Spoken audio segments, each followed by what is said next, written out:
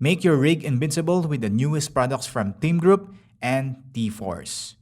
Now, with their latest creator brand, T-Create. Join the great giveaway and take home these amazing prizes. There will be one winner of $3,000 worth of creator PC and 5 winners of T-Force 1TB Deltamax RGB SSD. Mark your calendars now and be present on their live online launch event on September 22, 23, and 24, and you might be one of the lucky daily giveaway winners to win special prizes. Mechanics on how to join the promo will be on the video description, or you can visit TeamGroup Global Facebook page. Unleash creativity, be invincible with TeamGroup. Hey guys, Xtian here. Welcome back to another video. Today we have a new SSDs from TeamGroup, the CX1 480GB and EX2 512GB SATA SSDs, which both feature SLC caching technology. Bibigyan ko lang kayo ng short unboxing and quick overview as well as some benchmarks and then my thoughts. Pero bago ang lahat, sa packaging muna tayo. TeamGroup's SSD come in a simple small box which is straightforward, with the basic product information and details printed on both sides. Notice the color of the box, yung CX1 series ay green, which signifies na ito ay lower end range, and the EX2 series being blue, which signifies being on the higher end. Apparently, walang user manual or papel inside the box, but you can see more features being highlighted, such as having a 3D NAND technology, 6GB per second SATA 3 protocol, and SLC or single level cell caching technology. So installation is very simple. Simply plug in an available SATA port on your motherboard and then format the drive for it to be used either as an OS drive or simply a storage drive.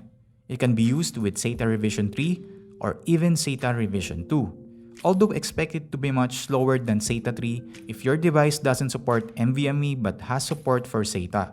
Then an SSD like this or the 2.5-inch form factor is ideal. Pero ano nga ba ang pinagkaiba ng CX1 series sa EX2? Like I said earlier, CX1 is the lower end series which is a bit slower than the EX2. Although both features the coveted SLC caching, which means it only stores 1 bit of data per cell. That's why it is much popular in enterprise environments kasi it is much durable, longer lasting, faster, and less error prone than other types of cell such as MLC, TLC, QLC, and PLCs. Although SLCs tend to be usually expensive dahil sa pagiging lower density nito compared to other flash types. It also features error correction code for more efficiency and reliability. TeamGroup has managed to bring down the price for this, making it appealing for the budget-conscious PC builders or upgraders alike. Now, nag-run din ako ng konting performance benchmarks on the drives, which don't have any OS inside and are totally blanks. First is a crystal disk mark, which is a popular benchmarking tool usually used for determining sequential read and write speeds. The CX1 480GB got the read-write speeds of 547.3 and 448.1 megabytes per second respectively, getting near its advertised read-write speeds of 540 and 490 megabytes per second. The EX2 512GB, on the other hand, got the read-write speeds of around 545 and 481 megabytes per second, which is also near the advertised read-write speeds of 550 and 520 megabytes per second. Next is yung Atto disk benchmark. Here, we usually test the number of I/O operations per second, but we instead use it to double-check the reported speeds. As you can see, we got a bit slower score than Crystal Disk Mark, pero yung difference, konti lang naman, hindi na ganun ka big deal.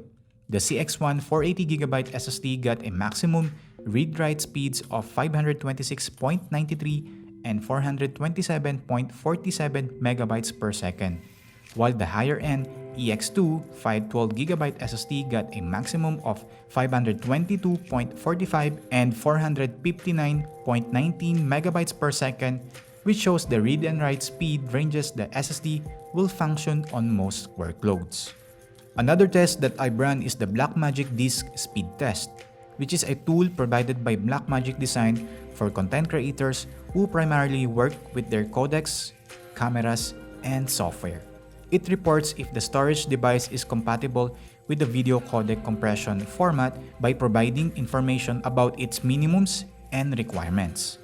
The CX1 480GB got a read and write speeds of around 476.7 and 414.2 megabytes per second respectively, while the EX2 512GB got a read and write speeds of around 509.2 and 440.7 megabytes per second.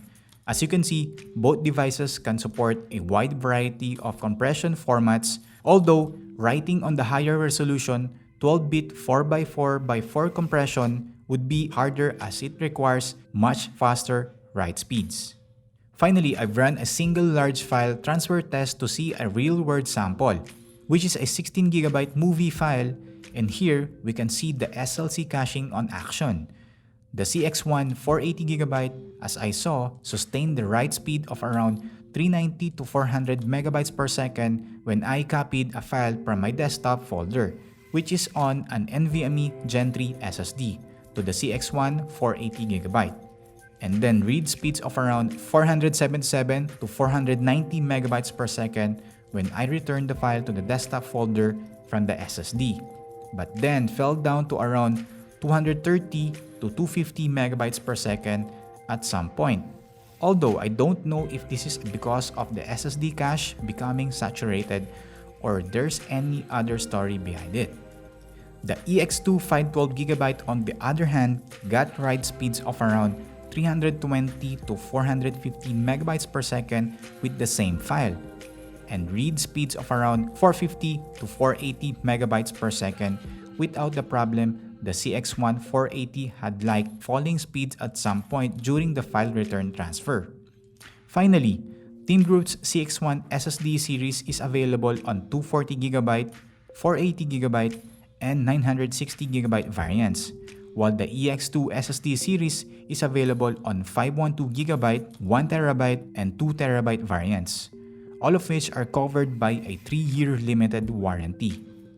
For the prices, the CX1 480GB is priced at around 3,600 while yung EX2 512GB is priced naman at around 3,699.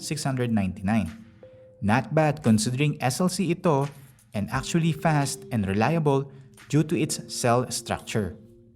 In my opinion, for those who are interested in looking at gusto nyong palitan yung mechanical hard drive nyo in favor of faster storage, these SLC SSDs from TeamGroup are actually good performing drives, considering that the underlying technology is usually found on more expensive enterprise-type SSDs.